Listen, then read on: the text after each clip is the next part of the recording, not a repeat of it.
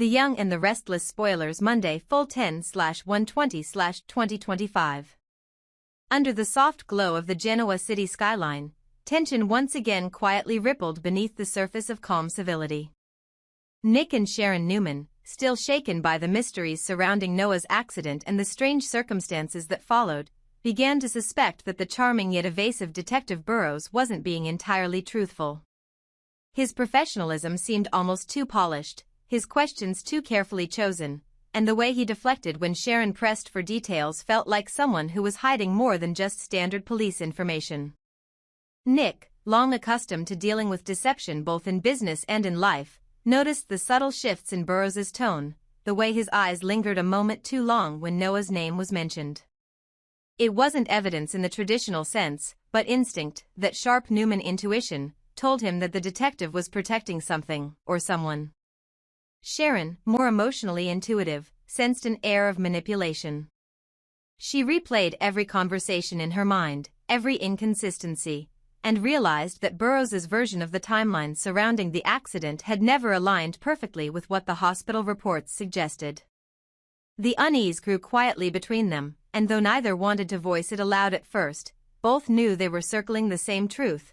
Burrows wasn't just an investigator in this case, he might be a key piece of the very mystery he claimed to be solving.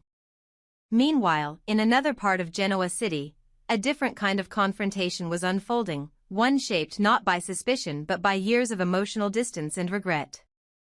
Jack Abbott, carrying the weight of his family's history like a carefully polished heirloom, ran into his younger brother Billy. The meeting wasn't planned, yet it felt inevitable. Fate, in Genoa City, had a way of engineering collisions between people who had unfinished business. Their last few encounters had been fraught with accusations, old wounds, and that complicated Abbott mixture of pride and love, but today the air between them felt different. There was exhaustion in Billy's voice, a tone that carried less defiance and more quiet reflection. Jack, ever the diplomat when it came to family, began the conversation carefully. He told Billy that he was done with the endless cycle of rivalry and resentment. He wanted peace, genuine peace, not the fragile kind that lasted only until the next argument or betrayal. Billy hesitated at first, but even he couldn't deny the truth in his brother's words. He admitted that their mother, Jill Abbott, had often told him that one day the two of them would have to stop fighting the ghosts of the past.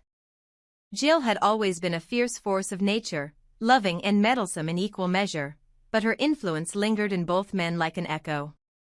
Jack reminded Billy that Jill still loved him deeply, even when she didn't understand his choices. Maybe, Jack suggested gently, it was time to start letting go of old grudges, old names, and especially of Cain Ashby. The mention of Cain stirred something complicated in both brothers. Cain's name had become a kind of ghost in Genoa City, never present, yet always haunting conversations. Whether through corporate intrigue, personal betrayal, or family rivalry, Cain's shadow had never really faded. Billy's face hardened as he admitted that he didn't want anything to do with Cain anymore. Whatever connection they had through Chancellor Industries, it was over. He insisted that Sally Spectra had helped him see what truly mattered, that chasing revenge or retribution only hollowed him out further. Jack listened silently, remembering how many times he had seen his brother make similar declarations, only to be pulled back into the chaos that seemed to follow him like a storm. But this time, there was something different in Billy's tone. A weary conviction that didn't sound rehearsed. He spoke less like a man trying to convince others and more like someone finally trying to convince himself. Jack nodded, feeling a flicker of cautious hope. He told Billy that life had a way of breaking even the strongest people if they refused to let go of resentment, and that perhaps forgiving Jill, forgiving Cain, and forgiving himself were all parts of the same process. Billy didn't respond right away, but his silence wasn't defiance, it was thought. For once, the younger Abbott wasn't looking for a fight. He was looking for a way out of the emotional labyrinth that had kept him chained for years. Across town, Sharon and Nick continued to navigate their own maze of uncertainty. The deeper they dug into the circumstances surrounding Noah's case, the stranger things became. Burrows's reports had small but telling inconsistencies, missing timestamps, unverified witness statements, and oddly redacted details that made no logical sense for a routine investigation. Sharon began to recall moments when Burroughs seemed almost protective, not of the victims, but of the narrative itself. When Nick pressed him for the call logs, Burroughs brushed it off, citing procedural privacy. But Nick had dealt with too many corporate cover-ups in his time not to recognize the signs of a man hiding behind policy. He started doing his own digging, quietly reaching out to contacts at Newman Enterprises' security division, using his influence to gain access to restricted information. What he found only made him more uneasy. There were gaps in the official police records, erased files that should have been archived, and unexplained phone activity near the time of the crash. It wasn't proof of guilt, but it was enough to confirm one thing: Detective Burroughs was no longer just a detective in Nick's mind. He was a suspect. Sharon tried to keep her faith in the process, reminding Nick that jumping to conclusions could make things worse, but deep down, she shared his doubts. She couldn't shake the memory of Burroughs' sympathetic tone, the way he told her not to worry, that justice would be served. It had felt too rehearsed, too polished, as if he was reciting lines meant to keep her calm rather than tell her the truth. And now, as the days passed and answers grew harder to find, her trust in him eroded completely. Back at the Abbott mansion, Jack and Billy's conversation drifted once again to Kane. The topic was like a wound that never healed. They could cover it, ignore it, even pretend it was gone, but one word, one memory, and it opened again. Jack admitted he still didn't know whether to pity or despise Kane. Every time peace seemed possible, Kane found a way to disrupt it, intentionally or not. Billy, for his part, confessed that the worst thing about Kane wasn't his betrayals, but how deeply he had once believed in him. The Chancellor business deal had been more than a professional alliance, it was personal. To Billy, Kane represented a reflection of his own reckless ambition, someone who wanted redemption but always chose the wrong road to get there. Now, with Sally in his life, Billy was finally trying to step off that path. He told Jack that Sally had shown him that he didn't need to prove himself through conflict, that stability didn't have to feel like surrender. Jack smiled faintly, realizing that his brother was, perhaps for the first time, beginning to understand what peace really meant. He told Billy that Jill would be proud to see him growing into someone capable of letting go. Billy's eyes softened at the mention of their mother, and he murmured something about reaching out to her soon. For a fleeting moment, the Abbott brothers found a rare kind of silence, one not filled with resentment, but with mutual respect. Yet even in that silence, the ghost of Kane lingered. It was as though Genoa City itself refused to let him go. Rumors persisted of deals left unfinished, of letters Jill had received, of alliances Kane might still hold abroad.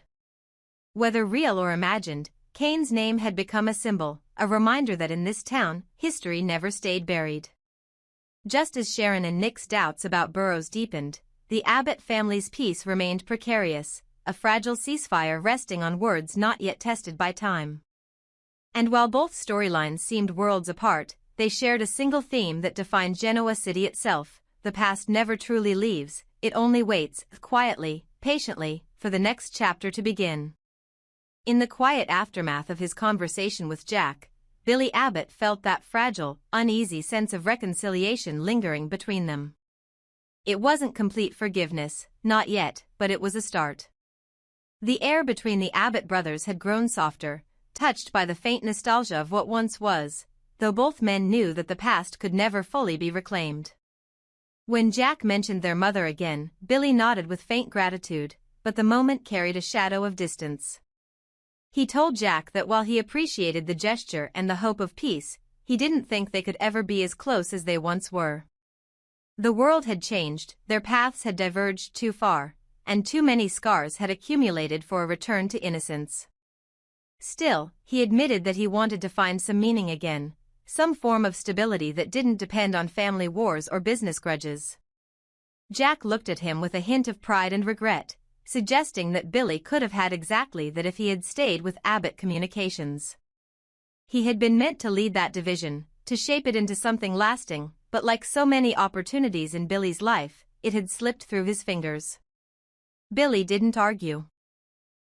Instead, he offered a small smile and mentioned that Sally believed she had found an investor for her latest venture. Jack's expression shifted immediately, his business instincts sharp as ever. He asked who the investor was, but Billy hesitated, choosing silence over revelation. There were still things in his life he wanted to protect, perhaps secrets, perhaps people, and for once, he seemed unwilling to invite chaos back in by revealing too much too soon. He merely said that it might be someone unexpected and left it at that, a cryptic end to an already delicate conversation. Meanwhile, elsewhere in Genoa City, the morning sunlight filtered through the trees of Chancellor Park, casting soft patterns over the benches and winding paths. Audra sat quietly at an outdoor cafe table, nursing a cup of coffee, her thoughts swirling with the usual blend of ambition and unfinished emotion. She was a woman who thrived on control, but something about this day felt unsettled. Her attention shifted when she saw Nate jogging through the park, his usual routine disrupted by the odd hour. He wasn't the type to change habits without a reason, and Audra's sharp intuition immediately noticed the difference. When she called out to him, half teasing, she noted that he didn't normally run at this time. Nate, visibly caught off guard, paused and replied that he wasn't really out for a run, he was meeting someone. His voice carried a subtle tension, the kind that hinted at something personal rather than professional. Before Audra could question further, Victoria arrived, elegant and poised as always, her expression shadowed by worry. Nate, with the directness of someone used to compartmentalizing emotion, remarked that she wasn't dressed to exercise. Victoria admitted softly that she was concerned about Noah Newman, her tone edged with the kind of worry that only deep family ties could provoke. Audra's composure faltered for a moment. Noah's name was one she hadn't expected to hear that morning, and the mention of his accident froze her hand mid-air. She quickly asked what had happened, her curiosity sharp but her voice trembling just slightly. Nate, always the measured professional, told her that Noah had been in a car accident in Los Angeles. The simplicity of the statement didn't hide the weight of it. Audra's breath caught as she asked if he was all right, but before Nate could answer, Victoria stepped forward, her tone firm, and said she wanted to speak to Nate privately. The dismissal was clear, but Audra, unwilling to be brushed aside, pushed back gently, her words edged with pride and lingering affection. She told them both that she knew they didn't want her around, that she was no longer part of their circle, but that didn't erase what she had shared with Noah. Whatever had happened between them, she still cared about him. Her eyes flashed with a rare vulnerability as she said that if the situation was truly serious, she had a right to know. The tension hung heavy in the air until Victoria, maintaining that cool Newman authority, repeated her request more firmly. There was no room for argument this time. Audra gave a small, biting smile, a mix of defiance and pain, and walked away, clutching her coffee cup tightly as if it could shield her from the sudden ache of helplessness. Once Audra was gone, Victoria's tone softened. She told Nate about Noah's condition. The doctors were cautious but not without hope. The details were clinical, but beneath her words was the emotional exhaustion of someone trying to hold her family together while feeling powerless to fix what was broken. Nate listened with quiet understanding, his background in medicine allowing him to read both her words and what she wasn't saying. He reminded her that recovery could take time, that miracles often happened in silence, and that the most important thing was to stay hopeful. Be optimistic, he told her, his voice steady but kind. Don't let fear decide how you face this. His words, though simple, seemed to lift something in her. Victoria exhaled deeply, the tightness in her chest easing slightly. She looked at him and said that she had forgotten how easy it was to talk to him. There was a gentleness in her voice, the kind that carried memories of what once existed between them, that fragile, forbidden connection that had never fully disappeared. She confessed that his return to her life meant more than she had realized, and for a moment, the professional facade between them melted away. Nate's expression softened as he reached out, taking her hand, the contact brief but electric.